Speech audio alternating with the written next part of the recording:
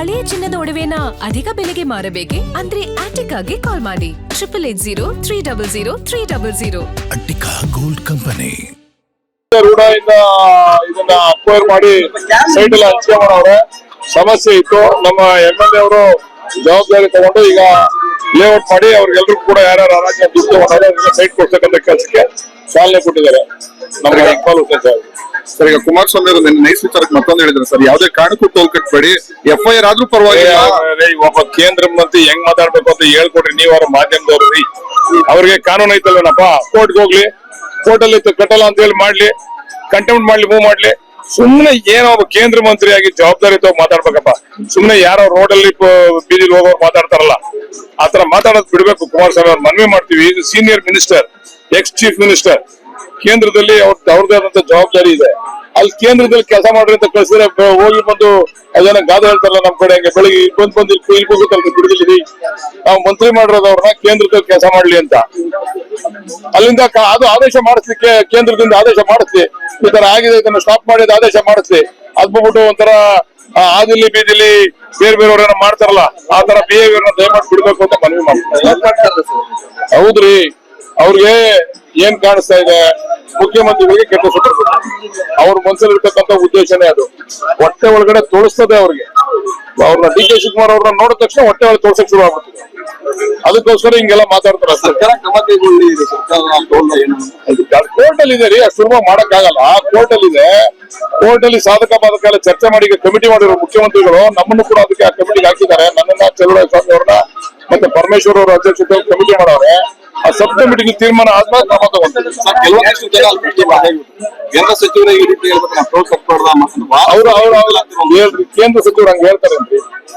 ಹೇಳೋದು ಉಂಟೇನ್ರಿ?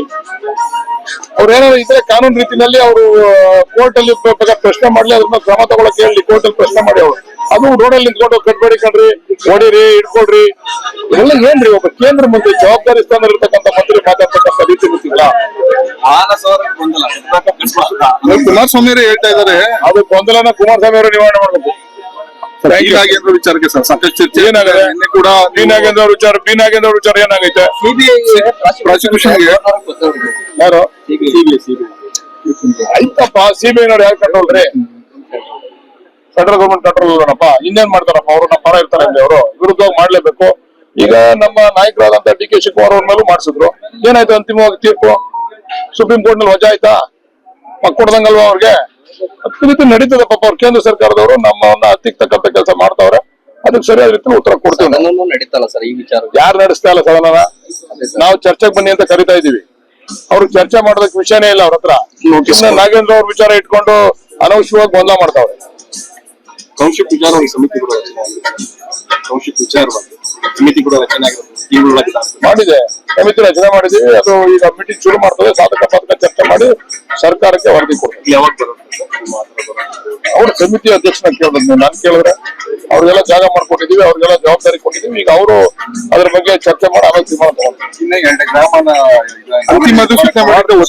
ಶೀಘ್ರದಲ್ಲೇ ಮಾಡ್ತೀವಿ. ಅವರು ಕೂಡ ಮಾಡಿಲ್ಲ ಅಂತ ಕೆಲವು ನಮ್ಮಲ್ಲಿ ಬಂದು ಗಲಾಟೆ ಮಾಡ್ತಾ ಇದ್ದಾರೆ. ಶೀಘ್ರದಲ್ಲೇ ಮಾಡ್ತೀವಿ. ಅವ್ರ ಅಭಿಪ್ರಾಯ ಅವ್ರು ಹೇಳಿದ್ರೆ ನಮ್ಮ ತಿಳಿಸ್ತೀವಿ. ಸರ್, DC ಒಂದು ಪತ್ರ ಬರೆದಿದ್ದೀರಿ ಸರ್, ಅಧಿಕಾರಿಗಳೆಲ್ಲ DC ಮತ್ತೆ CO ಇಬ್ಬರಿಗೂ ಕೂಡ ಪತ್ರ ಬರೆದಿದ್ದೀನಿ.